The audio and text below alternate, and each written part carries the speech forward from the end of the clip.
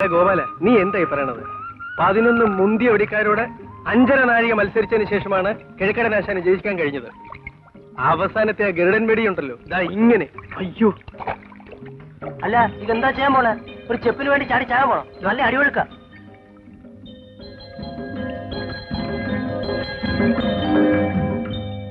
എന്റെ പൊന്നു മാളൂട്ടിയല്ലേ, ഞാൻ മറന്നതല്ലെന്നേ. വേണമെങ്കിൽ ആ ഗോപാലിനോട് ചോദിച്ചു നോക്ക്. എനിക്ക് ആരോടും ചോദിക്കണ്ട.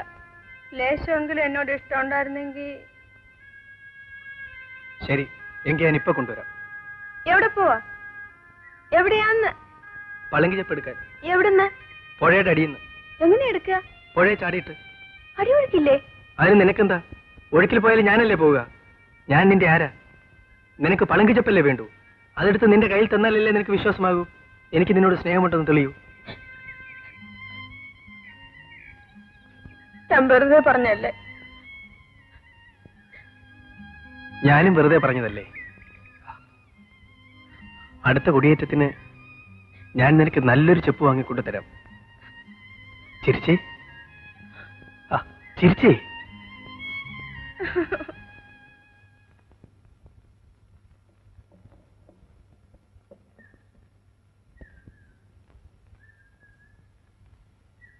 സാറ് എങ്ങോട്ടാ പോണേ?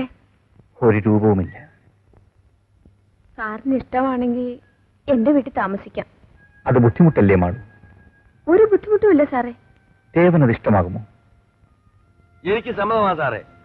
സാറിനെ പോലത്തെ ആൺകുട്ടികൾക്ക് കയറിക്കിടക്കാൻ ഒരു സ്ഥലം തരാൻ പറ്റിയില്ലെങ്കിൽ പിന്നെ എന്തിനാ സാറേ ഞങ്ങൾ മനുഷ്യന്മാരാണെന്നും പറഞ്ഞു ഇവിടെ കഴിയുന്നത്? സാറേ അങ്ങ് നന്നാട്ടെ. വരണം സാറേ, വാ.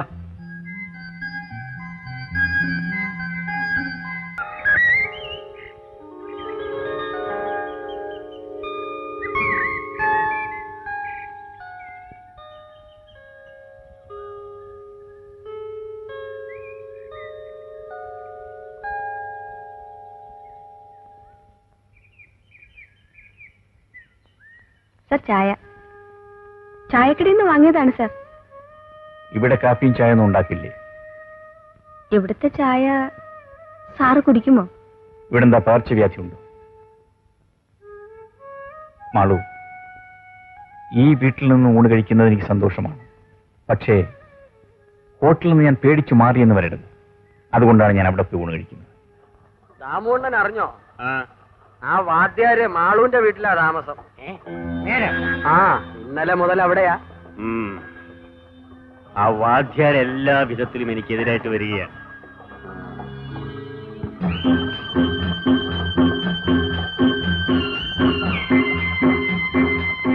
നീ നോക്കിക്കോ, മാളൂനെ ഞാൻ സ്വന്തമാക്കും. അതെന്റെ ഒരു ആഗ്രഹം. അത് വിചാരിക്കുന്ന പോലെ അത്ര എളുപ്പമുള്ള കാര്യമൊന്നുമല്ല. ആ തേവനും രാജപ്പനും നല്ല കയ്യൂക്കുള്ളവരാ.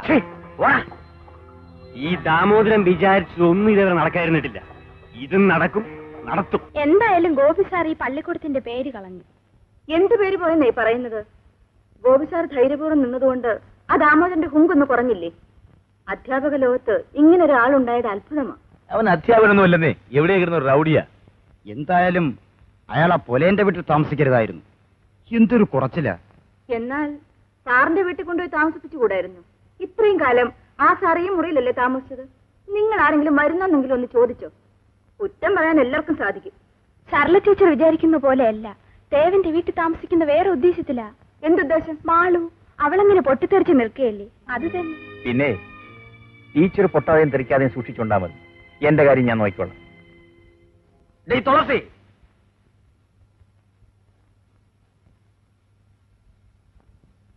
എന്താ? ഞങ്ങൾ ഈ നാട്ടിലെ കൊള്ളാവുന്നവർ ചേർന്ന് ഒരു തീരുമാനമെടുത്തിരിക്കുകയാണ്. അതറിയിക്കാനാണ് വന്നത്.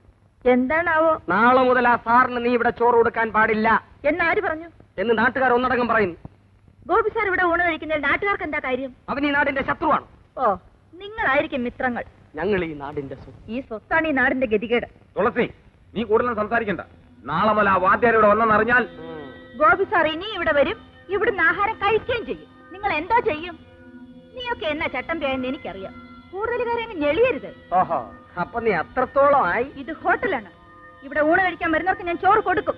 നീ കൊടുക്കും, അത് ഞങ്ങൾക്കറിയാം. എന്ത് പറഞ്ഞടാ? എന്ത് പറഞ്ഞു? ഞൊടിക്കും. ഇങ്ങോട്ട് വാ, ഞൊടിക്കും. അരിഞ്ഞുകളെ ഞാൻ എല്ലാത്തിനും. ക്ഷമിക്കുന്നതിനൊരു അതിരുണ്ട്. കുട്ടപ്പാ വാ നമുക്ക് ദാമുണ്ണനോട് പറയാം. ആ ചെന്ന് പറഞ്ഞു കൊടുക്ക്.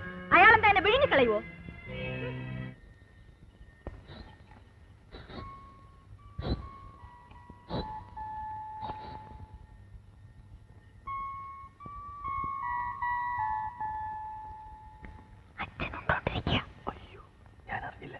ആരാ മോളെ? ആരും ഇല്ലച്ചാ. എടാ രാജപ്പ, എന്തോ നീ എന്തിനാടാ ഈ പുറം വഴിയെല്ലാം ചുറ്റിക്കറങ്ങുന്നത്? ഒരു കയറി വാ.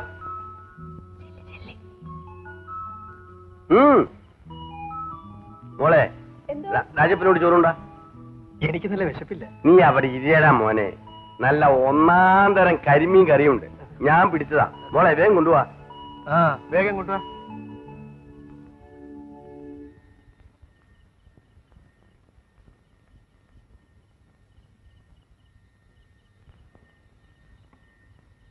തുളസി, ഇരിക്കൂ സാർ.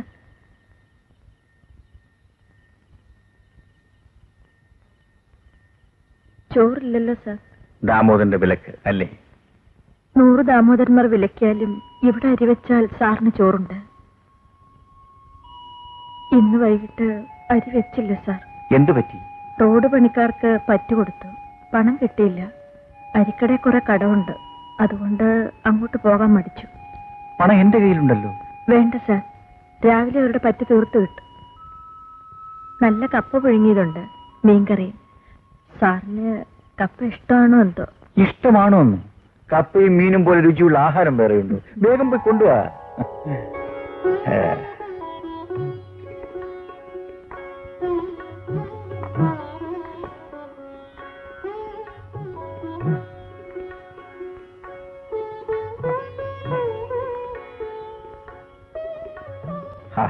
നല്ല കപ്പ പുട്ടുപോലിരിക്കുന്നു.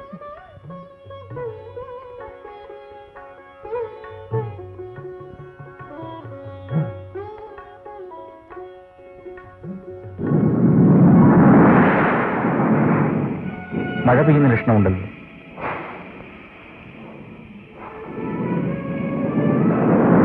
മതി.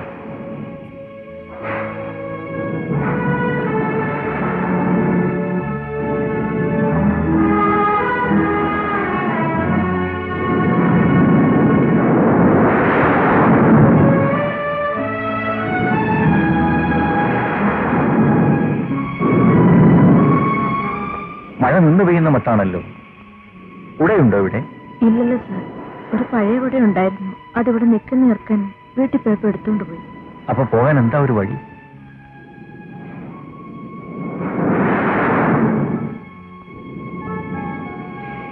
സാറിന് വേണമെങ്കിൽ ഈ ബെഞ്ച് ചേർത്തിട്ട് തരാം. കിടന്നുറങ്ങി മഴ തോർന്നിട്ട് പോകാം. അതേ നടക്കത്തുള്ളൂ, അല്ലാതെ ഈ മഴയത്തിപ്പോ എങ്ങനെ പോകാനാ?